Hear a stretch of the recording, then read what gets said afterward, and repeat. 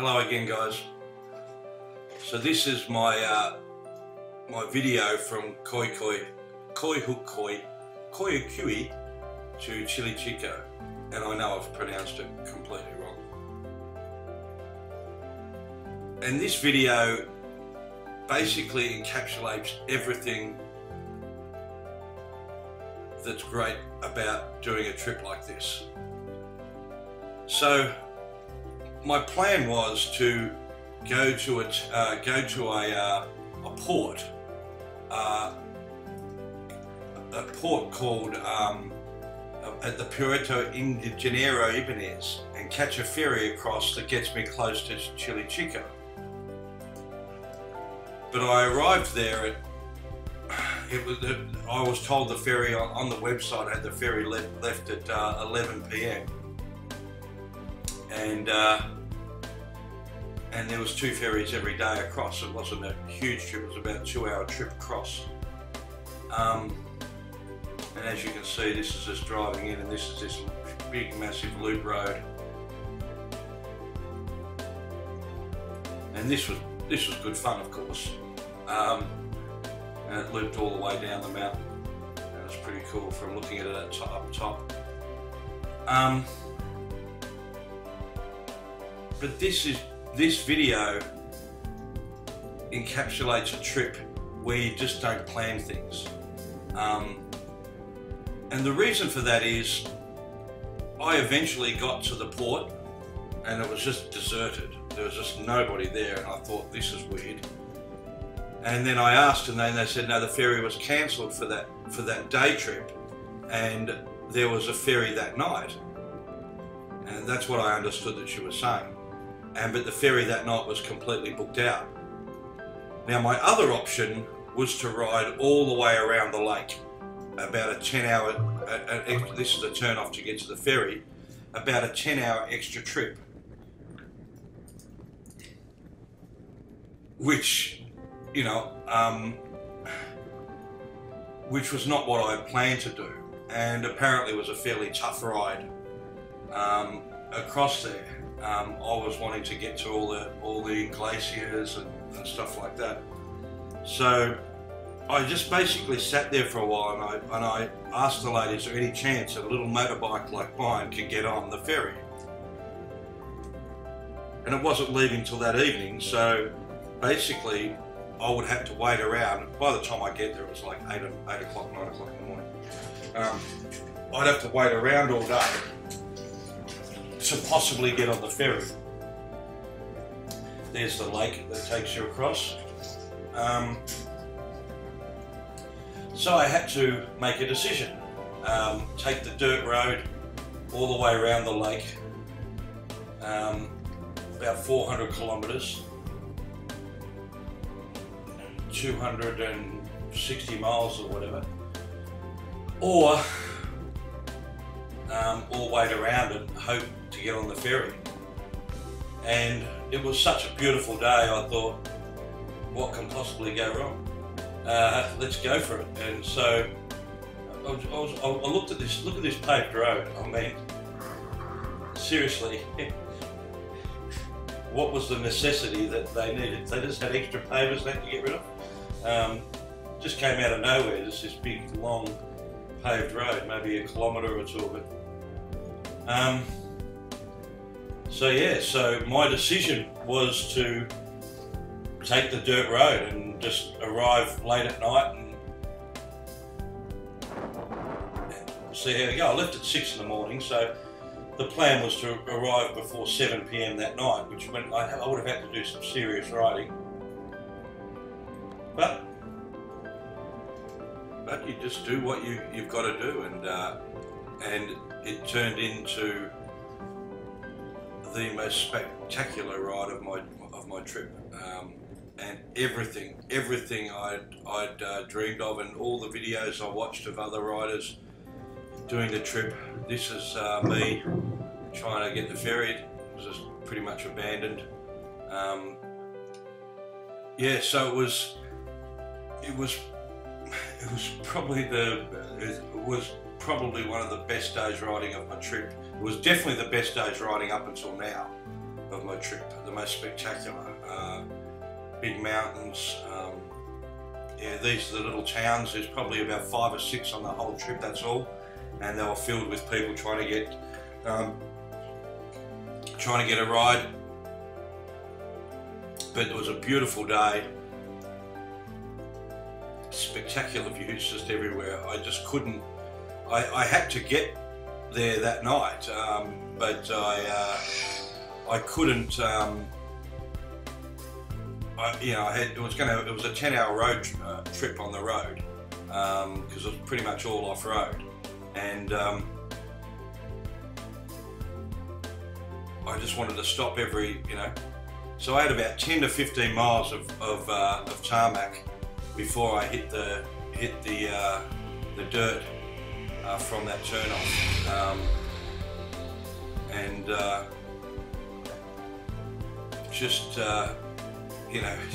was just spectacular. Once I hit the dirt and just started, you basically follow the lake all the way around. It would be pretty scary on a. And here's just some of the views here. Look at that. This sort of stuff was fine to ride on. Once it got thicker, just taking a selfie. These people here, every time I stopped, they stopped wherever I stopped for about 2 or 3 stops. They kept looking, where's he stopping? Oh, that looks good, let's stop here too.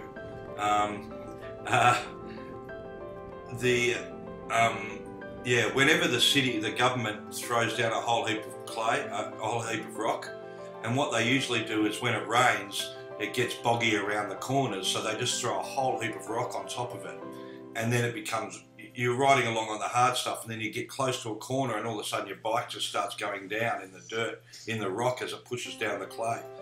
But luckily most of the trip was pretty solid, and spectacular,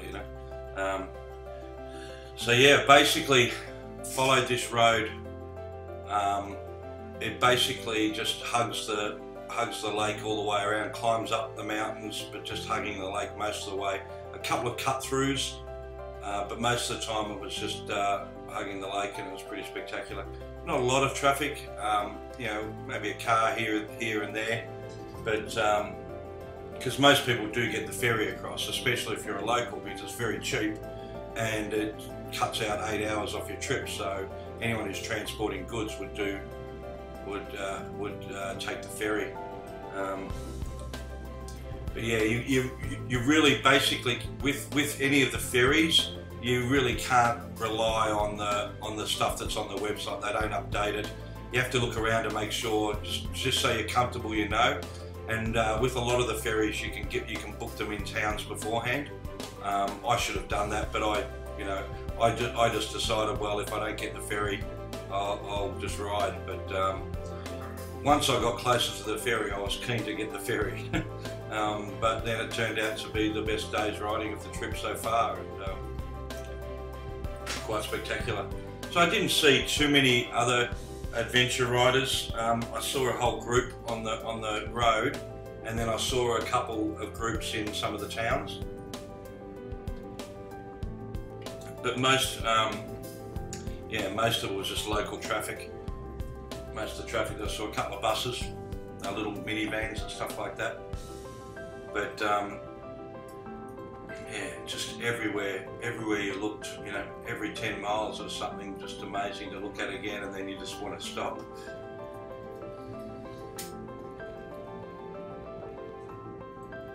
The one thing I really couldn't believe was just how blue or aqua the water was. It was when the sun was out, it was just like a green blue. It was quite amazing.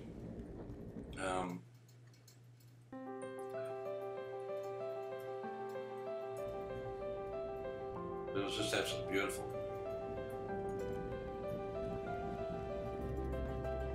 So from Chile Chico is where I'm heading, and that's I just can't concentrate. I'm just looking at the sort of brings back some pretty good memories.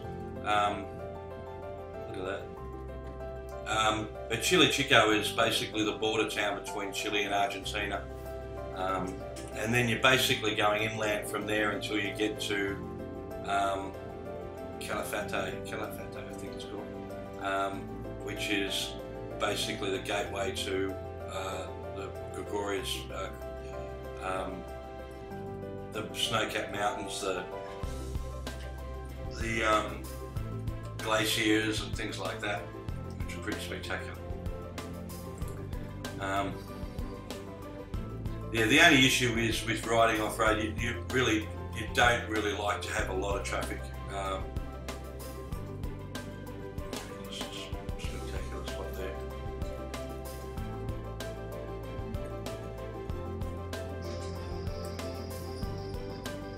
I decided to give this is shot using my Olympus TG tracker. When I tried with the GoPro on my handlebars, just so much shaking. But with the TG tracker, it was a lot steadier.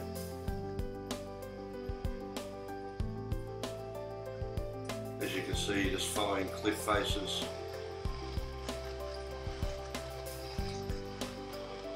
Just amazing, you know. And the thing about it is, it was totally unexpected. I just thought it was going to be a dirt road following the lake around. I didn't realise it would just be so spectacular. That's what happens on a trip when when you don't plan it all the time. You know, you get some unexpected surprises. I wouldn't have liked to have ridden this on a miserable day. It would have been terrible riding. But it's me taking a photo. The weather was quite nice. It was, you know, around about 55, 60. So nice and cool, but sunny, so not so much of an issue.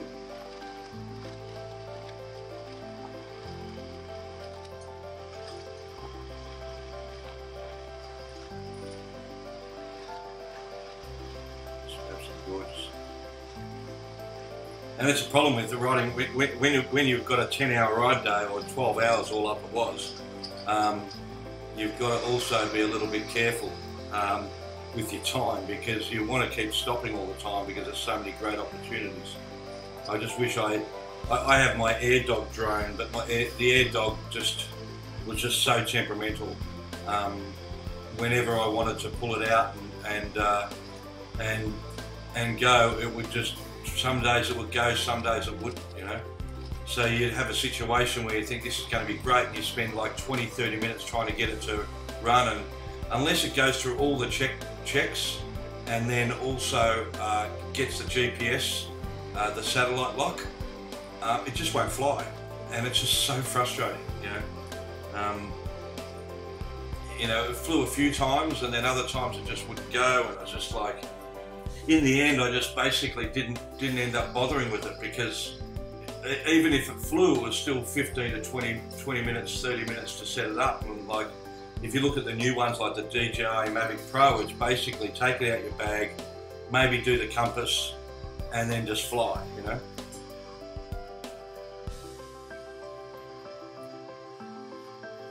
The only thing with the DJI, which I'd love for them to be able to do, is for you to be able to get like a special band to put on your wrist or something, and actually get into a follow mode, where it just follows the tracker, whether you put it on your helmet or wherever you put it, and you just set it to a height and then a distance to follow, and then just to follow you, you know.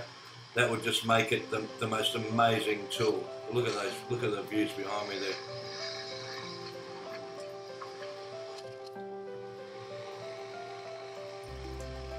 So the road varied. It was like, you know, it was like, you know, basically, you know, single road like this, and then it would widen out to, you know, to 2-lane sort of road, and then it would get onto really hard packed surface where you could go like 70, 80, you know, 100 kilometers an hour, and then it would be really soft stuff.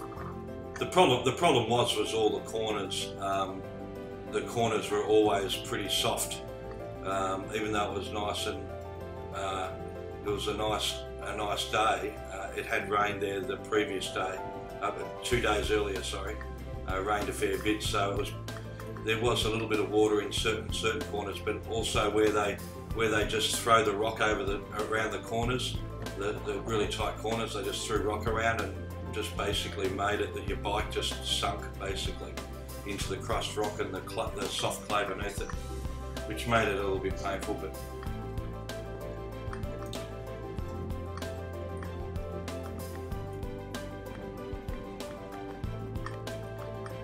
it's nice riding it. It's just good to be able to just get on a bike, and you know, especially here with not a lot of traffic. I mean, you've got to check your rear vision mirror every now and then just in case, because the four-wheel drives go a lot faster. Especially the locals, you know.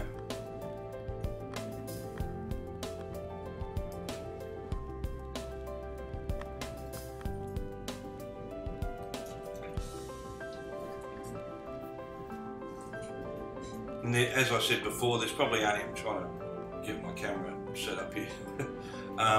There's probably only four or five, maybe 6 towns along the whole trip, and they're all little, tiny little villages.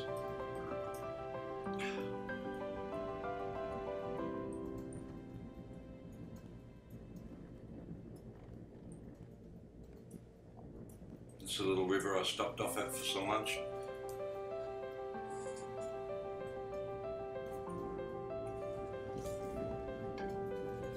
I saw a few bicyclists along the way.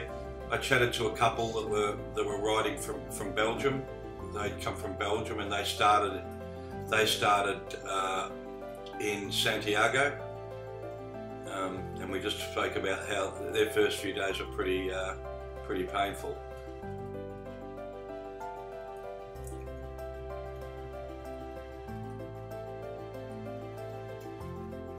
It's just one of the rivers that runs into the running into the lake. The rivers were pretty high, running pretty wild. So, as I said earlier, you know, this is summer, so all the mountains, you know, a lot of it's melting.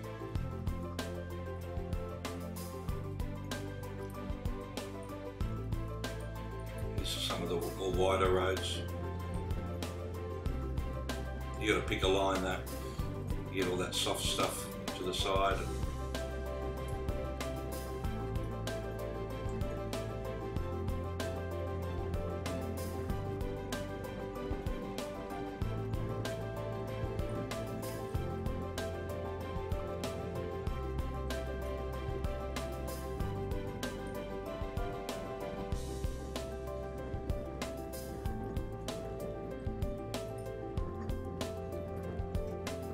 I wish Miami had roads like this, you know. Unfortunately, they're all paved and they're all just dead straight.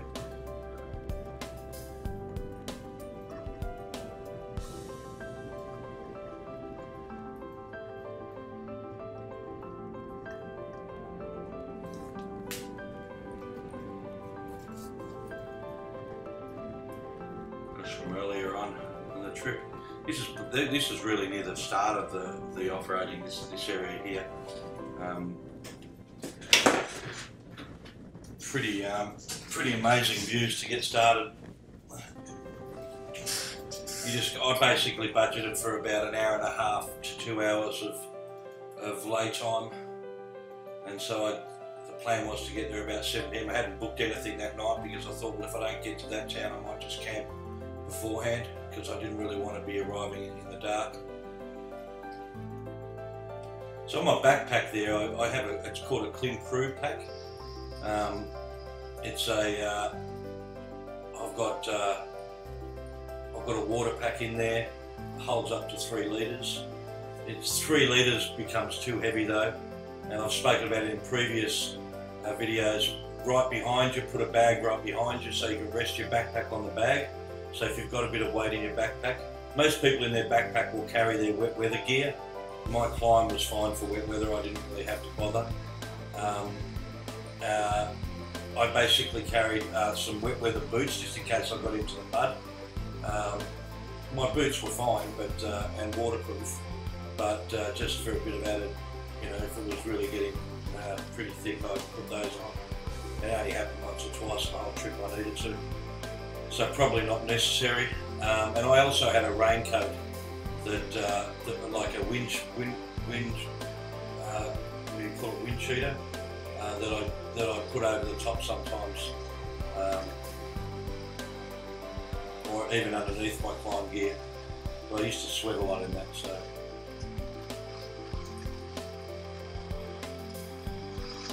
And then you can see on the front there, I've got that spot tracker.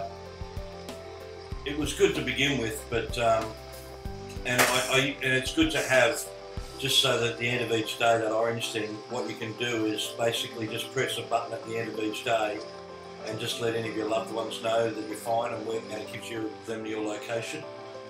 So just for peace of mind for anyone in your family or your loved ones that you want to make sure they're happy with. Yeah, just up a little bit further from there, I got into some sand. You know, probably only 100 metres of it, but had to basically take my gear off the bike, and I didn't video it, unfortunately. It's probably a little bit too grumpy. This is one of the towns I stopped in at along the way. Had a little bite to eat.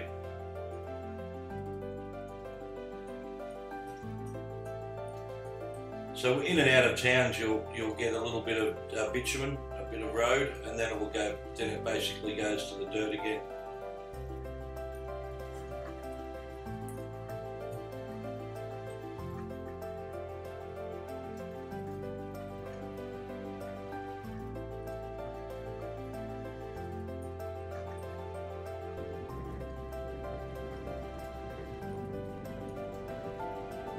Yeah, so my backpack. The backpack I used to carry probably about 2 litres of water in it. And I'd also have some snacks and things like that. Just little things to chew on, you know, on little stops, rather than getting really hungry and then having to stop for 45 minutes. If you just have a little snack here and there, you're usually pretty fine.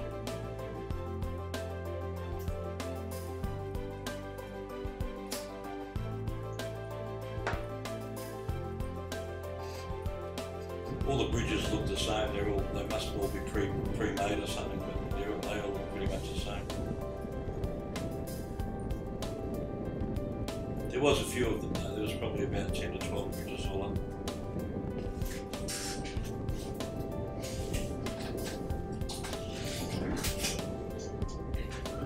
Also got to be a little bit careful of rocks getting kicked up from you.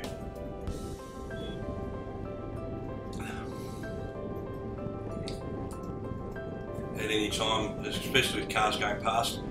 One thing I used to always have I pull my lid up a little bit, just to get some air through, because I sweat a lot. And the problem with the Schubert Adventure helmet is that I mean, I've got the C3 Pro as well, and there's no breathing in them. You know, they're just hot as all hell.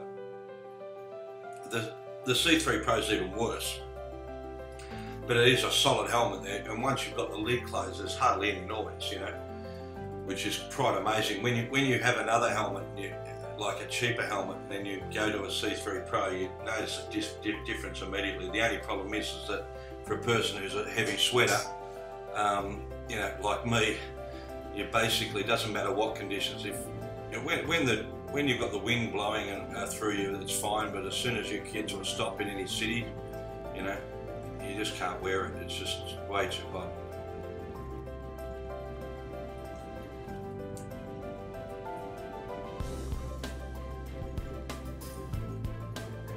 You can see I'm just looking around for just taking the scenery.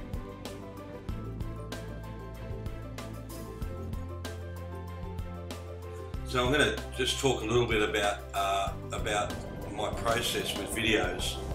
So I basically have, on my camera, I've got the Drift Ghost S, and then on the front, on the handlebars, I've got the TG tracker, which you can see there, and then I've got on behind me, on top of my bag, under some straps, I've got my GoPro. And the only time I used the GoPro was to do sort of hero shots, And the GoPro was already on a little stand, so all I'd do is I'd just walk it somewhere. I'd park the bike somewhere nice, I'd walk it, and then I'd walk it, and then I'd just set it to take a photo every 5, 10, 15 seconds or whatever it was set to, and then just go about my business. And in the end you might get 1 or 2 pretty cool photos out of that.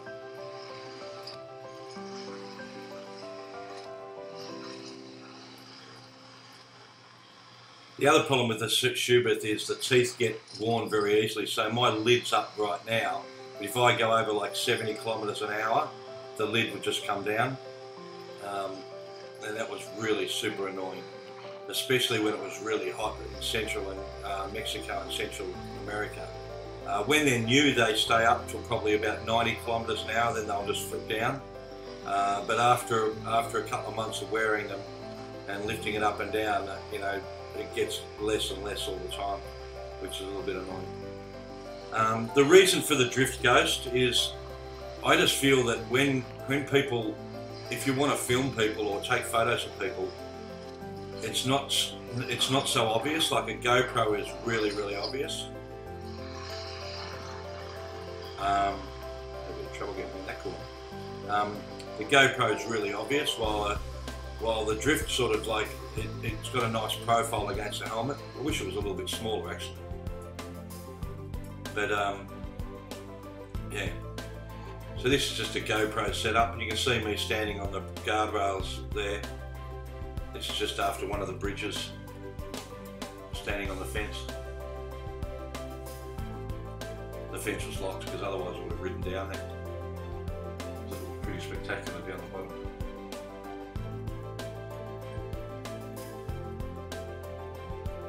But yeah, that's just setting up the GoPro, pressing record,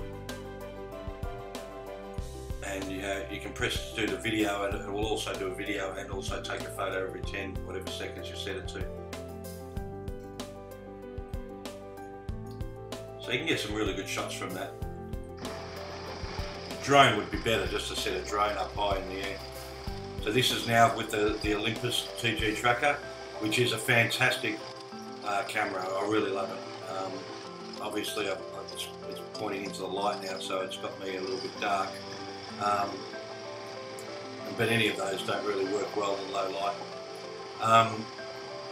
And there's a number of settings. You can set it to just record like it is now in 4K.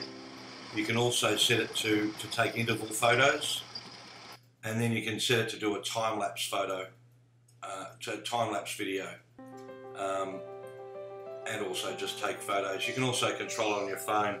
But again, like all of them, like I always complained for years about GoPro just being such a crappy phone connection to the camera. The best connection I've had from any of the cameras is my 360 camera, the Samsung. The Samsung 360, they just did it right, you know. You put the camera on, you would press record, you could press stop, and even with your gloves on was fine. And then at the end you can just edit the video and then upload it. Just so easy, you know. Or just about everybody should learn a lesson from Samsung as how they did the app for their 360 camera. Just really simple stuff, you know, nothing complicated. I mean, if people are really serious editors, they're not going to edit it on the phone anyway. But for people like me who just want to shoot a video, edit it, and go, it's perfect.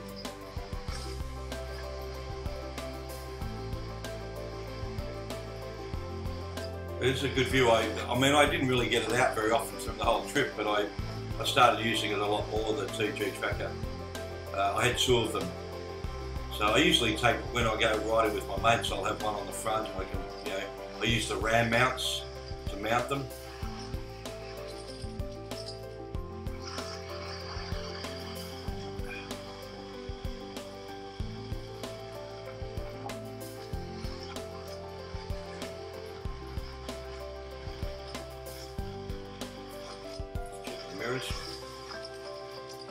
you've always got to check your mirrors, because like a few times on the trip you're just riding along, cruising like 70, 80 kilometres an hour, 50 miles an hour, just taking your time, and then all of a sudden someone just rifles past you, you know. And when you've got a helmet on, you don't really hear them until they get right next to you. So it scare the shit out of you.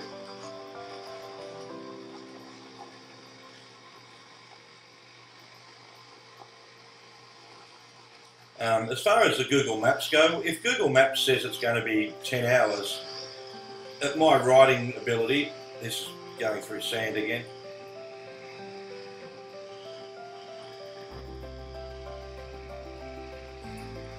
There's like 4 or 5 times on the trip, just lots of sand. And yeah, it's just wiggle the front wheel a little bit and some power, and you usually get through it as long as it's not too bad. If it's a fairly long sand pit, because there's probably about 4 or 5 of them along the trip. If it's a fairly long one, you get yourself in trouble. I had to unpack my gear on one of them because I just wasn't going to get through it. Because once your front tyre buries, you're screwed. So you've got to keep the speed up even faster than an experienced rider would have done that a lot faster than what I did.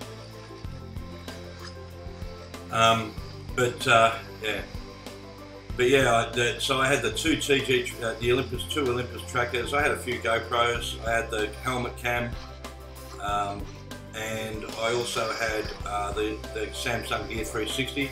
Early on in the trip, I took my Olympus with me, my EM1, which is my Micro Four Thirds, and it's a really good camera, but it just became just extra weight. And so I ended up ditching that.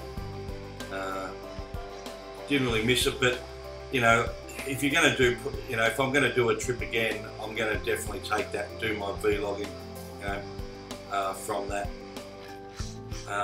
And so I'm going to talk a little bit about lessons I've learnt on the trip with videos. The trick is, I think, is to do a short burst on the bike and show the use of your bike, because these are probably pretty boring for you guys to watch. But do a short trip on the bike and then do a talkie. So use a camera and just talk a little bit about what you've done.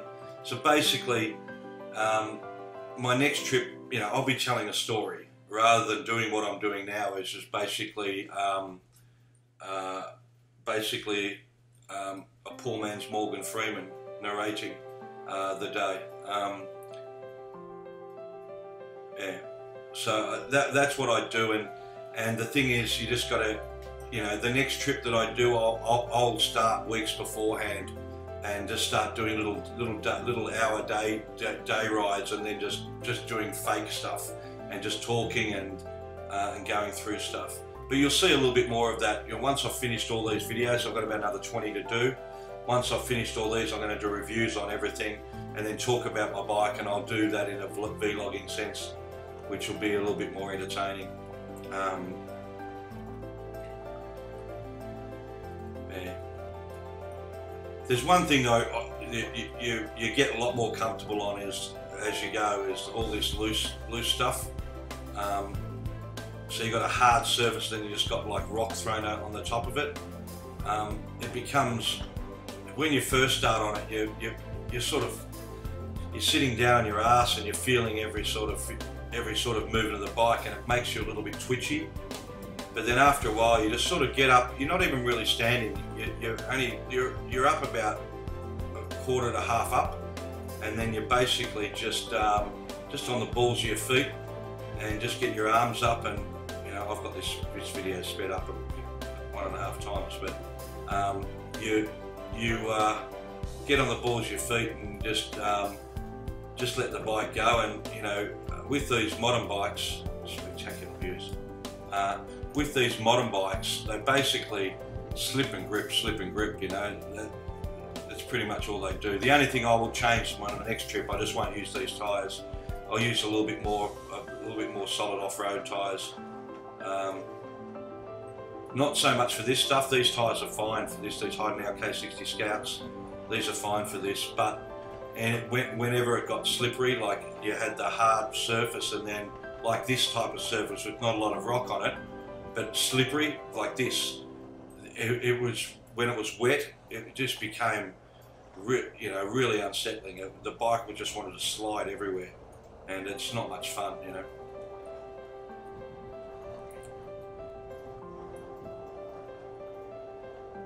But look, I mean, just look at the views.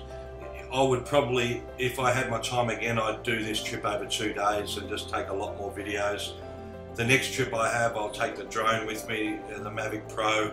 Hopefully there'll be a second version of that, and maybe a really good follow mode that you can just, I could put the controller on somewhere. Or it'd be great if they had, as I said earlier, if they just had a device where you could just basically hook it up, and it would just follow that device.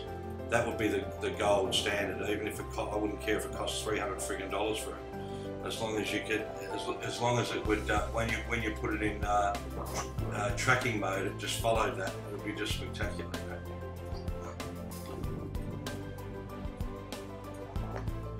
So this is getting closer to Chile Chico now, so there's a fair.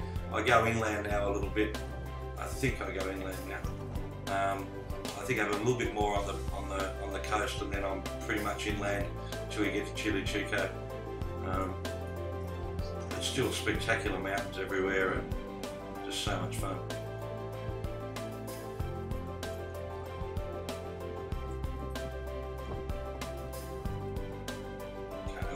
Always looking over the side.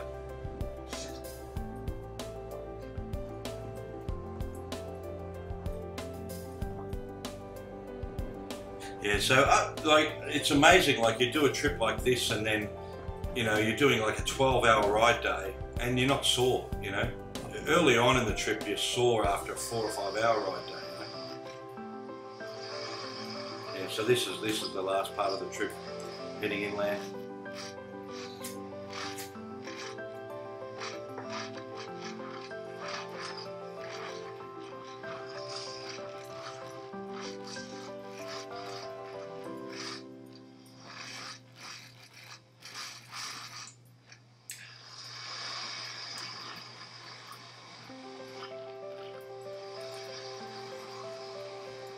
But I think the climb gear I'm wearing is the Climb Overlander. I think it's Overlander. And they've discontinued it, I think, or they might have an Overlander 2 out now. But they're fantastic gear. Like, the only thing that frayed was my pants were probably a little bit long, probably about an inch or two long, and the bottoms of them frayed a little bit. But for 6 months of wearing every day, you wouldn't get that much, and the top is still perfect. Nothing wrong with the top at all. You just got to be careful washing them. You're better off soaking rather than washing, and they're just getting a hose and hosing them off, because and I would take out the D3O protective gear out of it as well when you're washing it, especially your back protection. That's the big one. That will split if you wash it. I've watched a few videos of guys that show that it's all split up and that. But that gear was great, and the side bags I've got on, you can see one of them just to my right there. The Project bags, absolutely fantastic. But I'll review those at the end in a few weeks' time, and I'll go through all of the good things about it and the bad things about any of the things as well. I'm not going to. I'm going to give you my honest opinion of all the different tools that I used on the trip and what worked and what didn't work. From the whole trip. Most of the stuff I kept with me all the way. There's only a few things that I didn't have choices with, but most of the stuff I kept with me the whole way was stuff that I liked, that worked well for me. But yeah, I'll leave it out and just watch the last bit. And if you've got any questions or comments, just leave them below. But thanks very much for watching, guys.